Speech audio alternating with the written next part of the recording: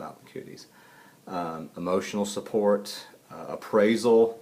Oftentimes folks will say, God, it hurts when I do this or something like that, and they offer ideas of what might be happening. And then of course you always see, like, this should not be viewed as professional advice. Go see your doctor. And then instrumental support, that is, what you should be doing to try to get healthier. So that's basically what this is, CMSS, Computer Mediated Social Support, and that's what this chapter really is all about. Social capital is the next little subsection, and it's just a little term in interpersonal communication. I say, what is social capital and who cares? It's just basically this idea. It's on the sort of the bottom, toward the bottom of 138. It's basically this idea: resources embedded in a social structure that are accessed and or mobilized in proposive actions. Social capital refers to networks among individuals and trust, norms, and values arising from social networks. So sort of what is my stuff and how can I use it? And the most important point here, I think, is that, and I put a little star by it, and it basically says that social capital within online support groups and communities are linked. So if that's part of your capital, if that's part of if the online bit becomes part of your social network, in other words, your social capital, it is indeed linked to emotional and psychological benefits. And that's really the main thing that's important here. So they just sort of define this is what social capital is. And then if online support is part of that social capital, then it could have some very positive impacts. That's it. That's pretty much all they say about social capital. And CMC, all the various channels. One of the things they talk about here in this particular subsection that starts on page 139. The first bit is just basically going back to the either or. Some of the original research out there always sort of said that face-to-face stuff was always better. And a lot of people still think that. How can I possibly get support through online? That's just not right. That's online stuff is bad. Face-to-face, that's the real stuff. The face-to-face is real. CMC is online stuff is not real. It's fake. It's imagined. Just no. We need to get away from that either or thinking. The last part of this section on page 139 really is the most important, and basically it says this: later CMC research, so the most contemporary research, supported the idea that satisfying interpersonal relationships can develop through computer-mediated interaction. Today, evidence from a variety of research programs suggests that computer-mediated support groups are an important resource for supplementing supportive relationships, especially in cases where people are geographically separated from these traditional sources of social support. So basically, again, CMC as a channel or avenue of communication, CMC, is good. It has potential. It has benefits. So that's really the important part. And by the way, I do say on this slide that one of the things that I notice is that they have within the literature review, they have all these little subsections. So it's like they're just throwing out the research. Here's the research on what social support is. Here's the research on social capital. Here's the research on the CMC channels and interpersonal perceptions relationships. There's very little sort of transitions between any of them, and to me that's bad writing. So some good writing with the preview and some bad writing here. Such is the way of life. The next little subsection here, and I'm moving to slide 7, interpersonal concerns regarding online close relationships.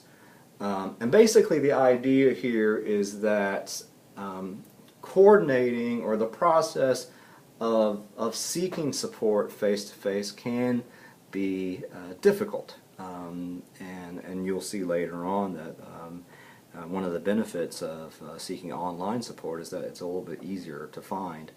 And it's difficult for a number of reasons, and I'll let you read some of the stuff here, but on the bottom of page 139 I think is pretty interesting. It says, the practice of seeking support can involve a complicated process of managing difficult individual coping needs while simultaneously attempting to manage delicate relational needs or concerns. So you're dealing with your health stuff, but then you're also dealing with people and trying to get support for all that stuff. Findings from a variety of research programs suggest that many individuals find it difficult to attain appropriate support from friends and family, since they may feel these potential sources of support lack experience and have limited information about certain problems. Furthermore, they're talking about my family, I think. Furthermore, many people may feel uncomfortable discussing their problems with members of their close face-to-face support network for a variety of reasons, such as a desire to avoid feeling stigmatized, patronized, or being judged when discussing sensitive topics. So sometimes it's difficult, and sometimes the best route is not to seek support from your closest friends and family. And that's, I think, a really, really interesting idea. There's a couple of other interesting ideas here. One is role obligations, and the other one is reciprocity. Role obligations basically, it says, refer to the idea that we sometimes feel obligated to support our loved ones even during times we may not necessarily want to help them due to our own concerns. So sometimes, you know, you got a friend who's having a difficult time going through some health stuff. You feel like it's socially obligated. I should help them, but deep down inside you don't care all that much. Or you might care, but you got your own stuff to deal with, right? Which is a problem. It's interesting. You know, we feel like we have to be helpful or need to be helpful, but the very act of thinking that we have to be helpful sometimes is not actually helpful. Sometimes it's more helpful not to be helpful. Yeah. And then reciprocity. Again, we've talked about this a lot, but reciprocity issues or role obligations in supportive encounters have been found to lead to resentment in some cases. And then reciprocity issues in supportive interactions include problems that occur when one relational partner is under-benefited, that is, gives more support than he or she can receive, and when partners are over-benefited. And the point being, people with health problems often find themselves in a position where they are over-benefited as people in their social network attempt to support them during their time of need. However, the inability to help others in such situations has been found to lead to feelings of inadequacy, helplessness, and demoralization in some cases. So even when you need help, you need to feel as if you can also help others. And if you don't feel like you are helping others even as you need help, it makes things worse. And so that's part of the problems with seeking support face-to-face. Again, the assumption here, or the implicit thing they're working up to, is that seeking support online from people sometimes who are complete strangers, who are dealing with the same health issues that you're dealing with, has benefits. Okay. The next slide, 8. Interpersonal benefits. They finally get to, here are all the interpersonal benefits to computer-mediated social support, or CMSS, or again, as the cool kids say, SNS. And to me, as I say in this first bullet point, this is by far, I think, the most important part of this chapter. It's very, I think, to the point, and even as there are limitations and disadvantages that they get to, I think this stuff is pretty clear. Nice sort of list, all again from published work. This is not just their thoughts, right? This is stuff that's coming from social scientific research, peer-reviewed scholarly research. So this is real stuff. It looks like when they all go through this, there are 4 overarching benefits, and then the 5th benefit here is just other random benefits. Finnegan got bored. He is going to seek social support from Dogbook. There actually is Dogbook. If you did not know, there's Dogbook, which is a little thing for folks who love dogs. Okay. Slide 9. Benefit number 1.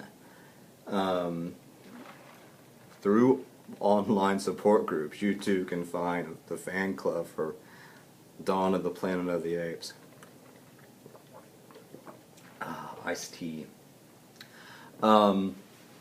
Which, by the way, there are tons of fan clubs out there, which I would argue also works in a very similar way to the social support, but this chapter is not interested in that. It's primarily interested, as I said, in health stuff. But the whole idea of creating a sense of community because of like-minded interests or concerns or problems online is just huge. Okay, so benefit number 1, access to multiple perspectives. Through online support, or this the CMSS, you get a wider number of folks that you can contact and get support from as compared to face-to-face. There's just more folks out there, and it diffuses dependency that you might have on your close face-to-face friends or family. So going back to the role, obligations, and the reciprocity working. He's barking at thunder, I think. Finn, please. He reads me very well. Finn.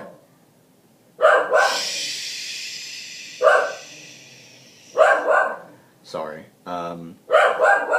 You can get info from an assortment of people and diverse experiences from around the world. So you can basically get lots more diverse information, because usually this is where we talk about the ideas of heterogeneity and homogeneity. I'm sorry. I can't stop this, and I can't stop him from barking. Finn! Go read a book.